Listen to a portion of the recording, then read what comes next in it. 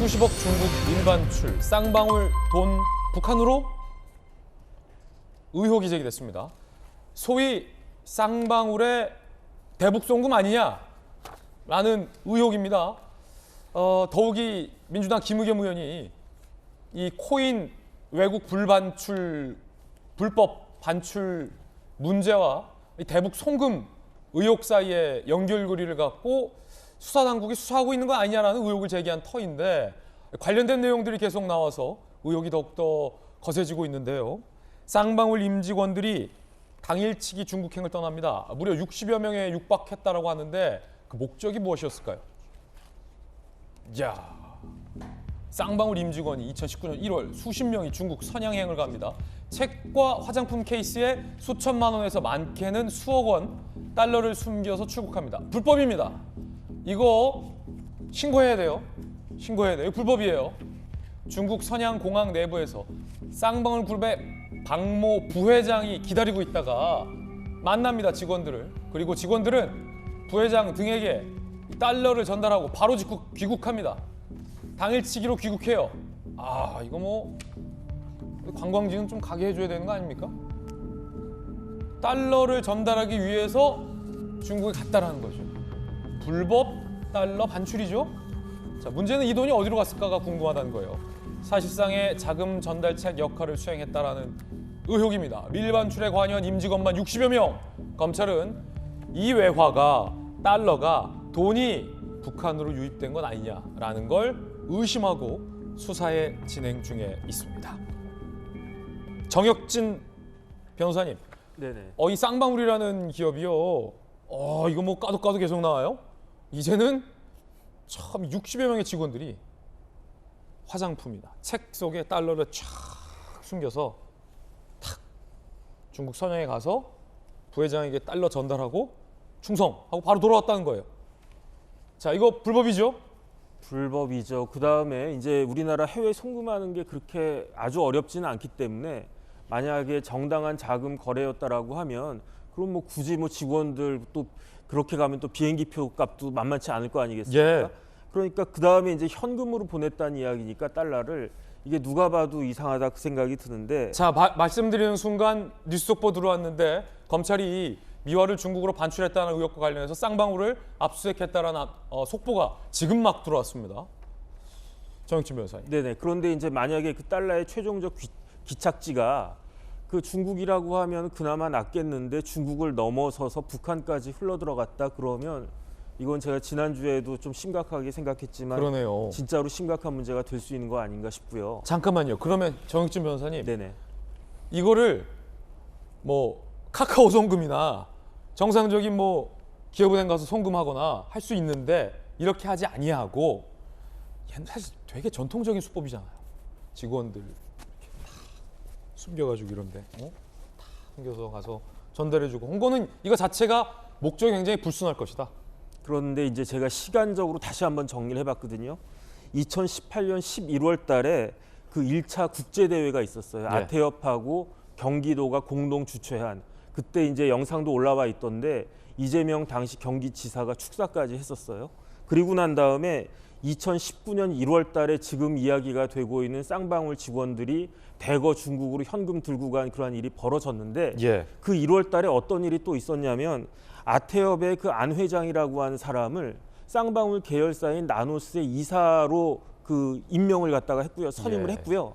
그러면서 또 어떤 일이 있었냐면 그 나노스라고 하는 회사의 정관에 광산 개발, 해외 자원 개발이 추가가 된 거예요.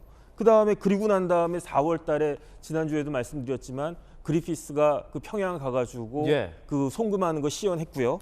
그다음에 7월 달에 조금 전에 이야기했던 그 국제 대회에 2차 국제 대회가 필리핀에서 있었고, 그리고 난 다음에 이제 2020년 4월 달에 진짜로 이제 코인이 APP427이라고 예. 하는 코인이 그 발행이 됐는데, 정혁진 변호사님이 저희 돌직구쇼에서 이 아태협이 발행했던 소위 이제 대북 코인 APP427의 존재에 대해서 저희 돌직구쇼에서 처음으로 보도한 이틀 뒤에 주요 조간 신문들에 정말로 그 보도가 나더라고요. 네네.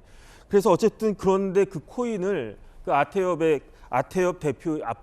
회장이자 쌍방울 계열사인 나노스의 이사인 그 안모 회장이라고 한 사람이 이거는 이재명 코인이다라고 하면서 그 10억 개 발행됐는데 예. 그거를 이제 팔아가지고 주요 방송사 간부도 그걸 뭐 상당 그 금액으로 인수하고 그랬다는 이야기니까 이런 것들이 누가 봐도 좀 그 희한하고 그 이상한 일들이 예. 있고 그다음 제가 제일 우려하는 바는 뭐냐면요. 혹시 중국으로 밀반출된 돈이 네. 이 코인 거래와 관련된 돈은 아닌지도 의심해 봐야 된다. 그러니까 그리고요. 어떤 생각이 드냐면 예. 그러니까 이제 직원들 60몇 명씩 그 해가지고 1인당 뭐 10,000불, 20,000불 그냥 최대한으로 해가지고 자꾸 갖다 주려니까 그러니까 좀 번거롭지 않겠습니까? 예. 더 간단한 방법이 뭐일까? 그게 이제 그 블록체인을 통한 코인으로 하면 그 간단한 거 아닌가? 시간 순서가 네네. 그래서 이런 걸 개발한 건가? 일단 그런 의심도 사실은 개인적으로 좀 드는 면이 있고요. 그렇기 때문에 이런 부분들에 대해서는 조금 너무나 이게 그 범죄의 그 혐의나 냄새가 너무나 강하게 나기 때문에 네. 이 부분에 대해서는 검찰과 금감원 해가지고 꼭 반드시 밝혀야 되는 것이 아닌가 싶습니다. 금감원장이 고등학교 후배잖아요. 뭐 개인적으로야 뭐 네네. 검사 출신이죠. 네. 그러니까 이렇게 직원 시켜서 달러 하는데 이게 좀 번거로우니까 아예 이제 은닉할 수 있는 수단인 코인을 개발해서 소위 북한으로 준 거 아니냐. 이거 진짜 의혹이에요, 말 그대로. 네. 의혹이다라는 거고 중국으로 밀반출됐다는 그 달러가 최종 기착지가 어디인지도 아직은 나오지 않았습니다. 중국에서 그친 건지 정말 북한으로 들어간 건지 검찰이 지금 압수수색을 해서 이 부분의 사실관계 여부를 파헤치기 위해서 총력을 다하고 있는 것 같습니다. 뉴스 속보 계속 들어오고 있고요. 김수경 교수님, 뭐하러 밀반출하겠어요? 임직원까지 동원하면서 정상적으로 쓸 돈이었으면 신고도 안 한 돈.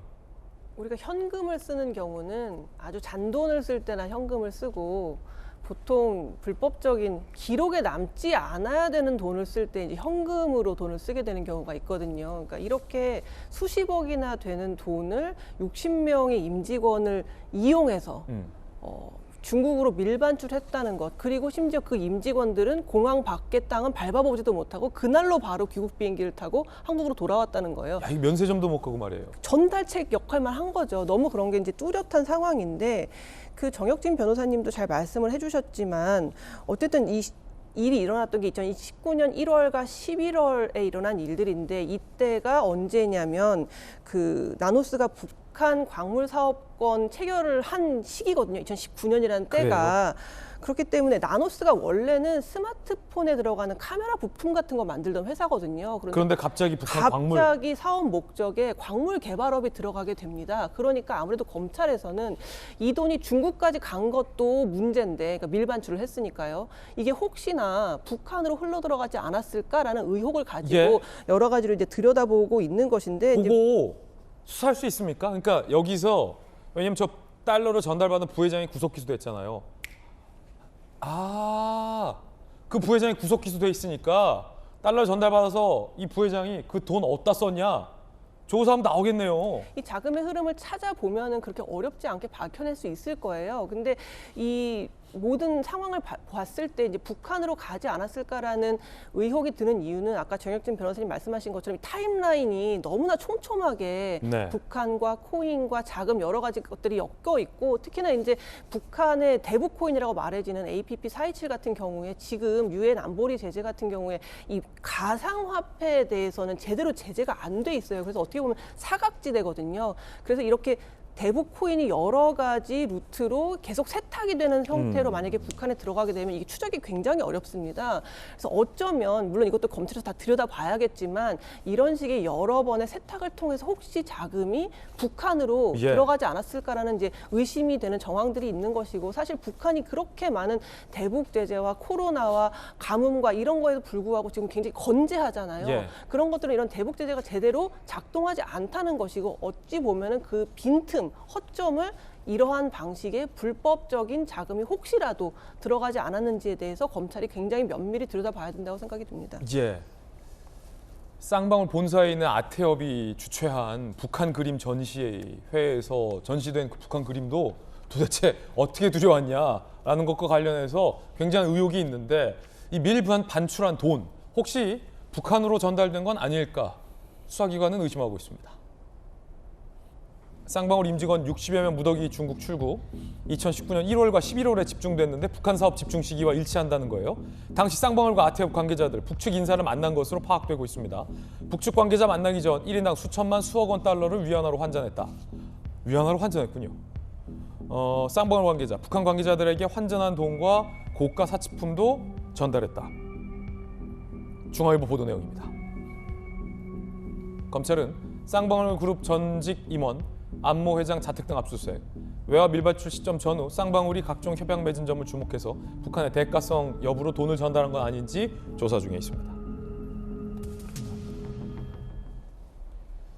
다행히 공항에서 달러를 전달받은 걸로 알려진 그 부회장이 구속돼 있습니다. 신병을 검찰이 확보해 놨기 때문에 이 돈 어디에 전달했느냐 끝까지 조사하면 그렇게 어렵지 않게 돈의 최종 목적지는 나올 수 있을 거라고 봅니다. 김연아 의원님, 정말 북한으로 갔을까요? 일단 그 같은 시기에 쌍방울 관계자들 또 아태협회 관계자들이 북한 고위권 인사들과 만났다라는 것은 이미 드러난 사실입니다. 그리고 계속 이 사건에서 저희가 빠질 수 없는 것이 바로 경기도인데요. 경기도의 이화영 부지사가 사실은 부지사로 가기 전에 쌍방울의 사회이사를 역임을 합니다.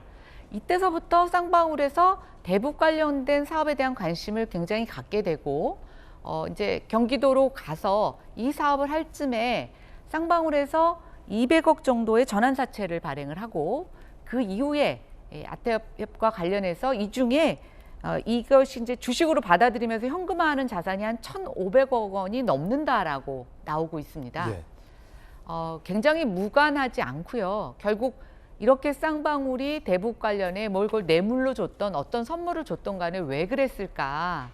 뭔가 막대한 사업권이 있을 거라는 생각을 했을 거라고 생각이 되고 그 사업권이라는 것이 과연 경기도가 담보하지 않았다면 정부의 정책과 연관되지 않았으면 이걸 벌릴 수 있었을까라는 생각이 한편 드는 동시에 사업이 없더라도 이걸 이렇게 부풀려서 1,500억 원이 넘는 돈을 현금화했다면 도대체 그 돈의 용도가 뭐였을까라는 것에서 많은 사람들이 의구심을 갖게 됩니다.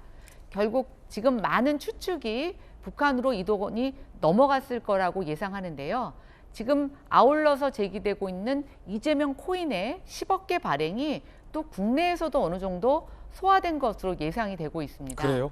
아까 김수경 교수님도 얘기하셨지만 요즘처럼 모든 돈의 송금이 디지털화로 다 파악되는 세상에서 자금, 일종의 예전과 같은 자금 세탁을 하는 방법이 손에 꼽힐 적으로 굉장히 제한적입니다. 한동안 우리가 그림을 통해서 돈을 세탁한다고 했고 또 이 코인, 또 그림도 요즘은 NFT라는 일종의 코인의 형태로 해서 돈을 출처를 또 돈의 자금 관계, 소유 관계를 좀 흐릿하게 하는 방법들이 동원되고 있는데요. 저는 이것이 정치와 만났을 때 굉장히 어두운 자금의 돈의 흐름을 은닉하는 수단으로 활용될 수 있다. 이렇게 생각이 돼서 조금 이 사안에 대해서는 향후 수사 결과를 주목해 봐야 될 것 같습니다. 예.